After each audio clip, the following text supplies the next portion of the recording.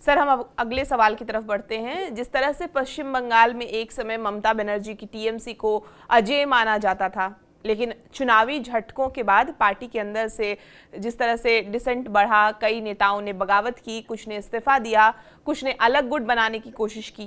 तो ऐसे में सवाल उठता है कि क्या बिहार में भी आरजेडी कभी ऐसे फेज में पहुंच सकती है? क्योंकि फिलहाल तो लालू यादव और तेजस्वी यादव के लीडरशिप में यूनिटी दिख रही है, लेकिन सक्सेशन पॉलिटिक्स या टिकट डिस्ट्रीब्यूशन को लेकर जिस तरह से लगातार हम ऋतु जायसवाल का देखें या कई नाम ऐसे आए, नेताओं की पर्सनल एम्बिशन है भविष्य में ये भी चैलेंज बन सकती है। जिस तरह से 2025 विधानसभा के चुनावी नतीजे आए, तो तेजस्वी यादव को क्या ऐसे मेजर्स लेने होंगे जिससे बिहार में बंगाल वाली स्थिति एटलीस्ट उत्पन्न ना हो? देखिए, टीएमसी का जो हर्ष हुआ है वहां के चुनाव के बाद, उससे देश के जिन राज्यों में क्षेत्रीय पार्टियां हैं उनमें हलचल तेज हो गई है। और वहां पे चुनाव के बाद वहां पे जो विखंडन हुआ है और बीजेपी में जो उनके सांसद या विधायक गए हैं, वो उतना महत्वपूर्ण या उतना वो झटका नहीं है क्षेत्रीय पार्टियों के लिए, जितना जो बचे हुए हैं वो लोग खुद कांग्रेस में जा रहे हैं। जो जो जो बीजेपी से अलग चले गए, लेकिन जो बचे हुए हैं वो आंतरिक तौर पे दबाव दे रहे हैं कि वो कांग्रेस में विलय हो जाए, तभी वो पार्टी बच पाएगी। ये झटका है, मतलब दो तरफा झटका है। हालांकि देखिए, पश्चिम बंगाल में तो ये एक तरीके से समझिए कि एक संस्कृति ही रही है कि कोई पार्टी हारती है तो हारने वाली पार्टी के सारे जो विधायक सांसद गायब हो जाते हैं। 1977 में जब कांग्रेस पार्टी जीती थी, नहीं, जब कांग्रेस पार्टी हारी हारी थी थी, हाँ। और कांग्रेस पार्टी की जीत हुई थी, तो कांग्रेस पार्टी के जो भी बचे कुचे विधायक थे वो कम्युनिस्ट पार्टी में चले गए थे। और 1916 में जब कम्युनिस्ट पार्टी हारी, टीएमसी जीती, ममता बनर्जी की जब जीत हुई, तो जो टीएमसी के बचे हुए जो कम्युनिस्ट पार्टी के जितने भी बचे हुए विधायक सांसद थे, वो सब एक तरीके से समझिए कि धड़ल्ले से टीएमसी में चले गए। तो ये वहां पे होता है। आज आज भी वहां पे वही हुआ कि बीजेपी जीती है तो बीजेपी की ओर चली गई है। महत्वपूर्ण बात यह है कि जो बचे हुए लोग हैं वो दबाव दे रहे हैं कि कांग्रेस में विलय हो जाए टीएमसी का। ये ममता बनर्जी के लिए सबसे अधिक चिंताजनक बात है। और यही चिंता यहाँ पे मनोवैज्ञानिक तौर पे आरजेडी को भी परेशान कर रही है। चूंकि जिस तरीके से अब ममता बनर्जी हैं या अरविंद केजरीवाल हैं, जो जो कद्दावर नेता हैं, वो अपना वो चुनाव हार गए। और दूसरी बात है कि यहाँ पे आरजेडी भी, तेजस्वी यादव भी जो इंडिया गठबंधन के जो क्षेत्रीय पार्टी हैं उनमें एक महत्वपूर्ण स्थान रखती है आरजेडी, लेकिन यहाँ भी वो अब चुनाव जीत नहीं पा रही है। ऐसा माना भी जाता है कि जब भी चुनाव 2015 में जीती भी थी तो नीतीश कुमार के कारण जीती थी। तो यहाँ पे उनके लिए चिंता का विषय ये है कि अ, क्या यहाँ के उनके लोग भी कहीं बाहर तो न चले जाएं। मतलब दो दो तरफा दबाव हो सकता है। एक, कांग्रेस के साथ जुड़ के काम करने का। अगर मान लेते हैं कि आरजेडी के जो लोग हैं वो अगर ये दबाव दें कि आप कांग्रेस के साथ जुड़ के ही काम कीजिए, टीएमसी की तरह विलय वाला दबाव नहीं हो, लेकिन जुड़ के भी काम करना हो, वो भी एक तरीके से तेजस्वी यादव के लिए फजीहत वाला टास्क हो सकता है, क्योंकि यहाँ पे आरजेडी और कांग्रेस के साथ हमेशा टकराहट रही है। तो जिस पूरे देश में जिस तरीके से क्षेत्रीय पार्टियां कांग्रेस से अब जुड़ना चाहती हैं, अब आप उत्तर प्रदेश की को ही देख लीजिए, वहां भी चुनाव है। तो पिछली चुनाव में 2022 में जिस तरीके से इलेक्शन के 7-8 महीने पहले जिस तरीके से अखिलेश यादव कांग्रेस पे हमलावर थे, जितनी दूरी बनाए हुए थे, इस वक्त वो हाल नहीं है। वो चाहते हैं कि कांग्रेस आए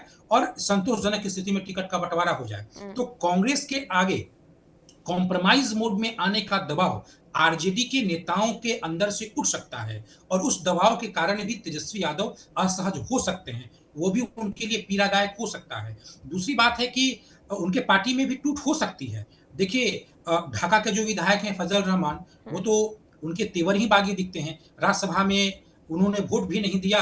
उसके बाद बिहार के मुख्यमंत्री सम्राट चौधरी से जाके वो मिले भी हैं, वो भी फोटो वायरल हो रहा है। वहां के बोगो सिंह भी जाके मिले हैं सम्राट चौधरी से। तो अंदर खाने में जो विधायक हैं, जो सांसद हैं, वो भी, उनमें भी टूट हो सकता है।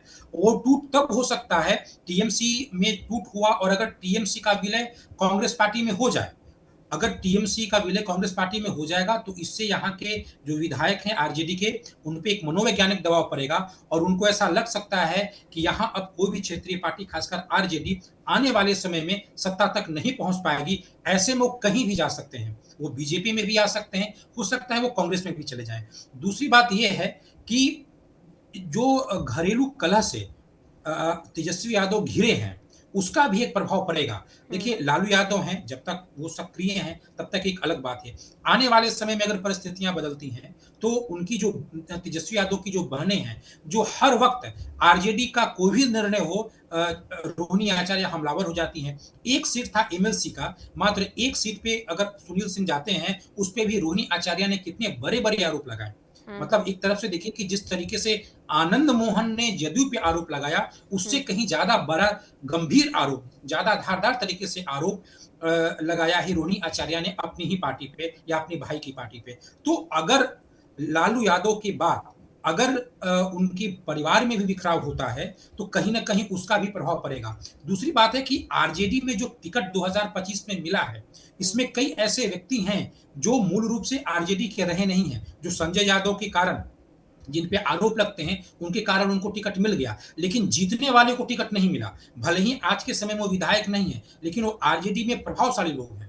तो ये भी एक संभावना है कि विधायकों में टूट फूट हो या ना हो, सांसदों में तोड़ फोड़ हो या ना हो, लेकिन आरजेडी के जमीनी स्तर के जो नेता हैं उनमें टूट फूट हो सकती है, वो बागी हो सकते हैं और वो जदयू में भी जा सकते हैं, बीजेपी में भी जा सकते हैं, वो कहीं भी जा सकते हैं और वो उससे भी फर्क पड़ेगा। भले ही विधायक का टूटना एक अलग मैसेज आता है, लेकिन आरजेडी के बहुत सारे ऐसे विधायक जिनको टिकट मिली है वो जीतने लायक नहीं है, जिनको नहीं मिल गई वो घर पे बैठे रह गए। अगर वो मैदान में आ जाते तो आरजेडी को और बुरी स्थिति देखना पड़ता। तो जो उनके और जमीनी स्तर के कद्दावर नेता हैं, एक तरीके से वो भी बागी हो सकते हैं। तो निश्चित तौर पे टीएमसी के साथ जो पश्चिम बंगाल में हो रहा है और अगर टीएमसी का विलय कांग्रेस में होता है तो आरजेडी पे एक मनोवैज्ञानिक दबाव पड़ेगा। यहाँ के नेता अपने भविष्य को सुरक्षित करने के लिए दूसरे पार्टी का जो दरवाजा है उसको खटखटा सकते हैं। बिल्कुल, बिहार और बंगाल के खैर वोटर की तासीर में भी बहुत अलग अंतर है और कई तरह की वहाँ पे डिफरेंसेस हैं, लेकिन जिस तरह से दोनों के कारण अलग हो सकते हैं, दोनों के में चेंजेस अलग हो सकते हैं, टूट का कारण ज़रूर अलग हो सकता है, लेकिन जिस तरह से तेजस्वी यादव अगर कोई मेजर नहीं लेते हैं तो आगे आरजेडी में स्थिति देखने को मिल सकती है।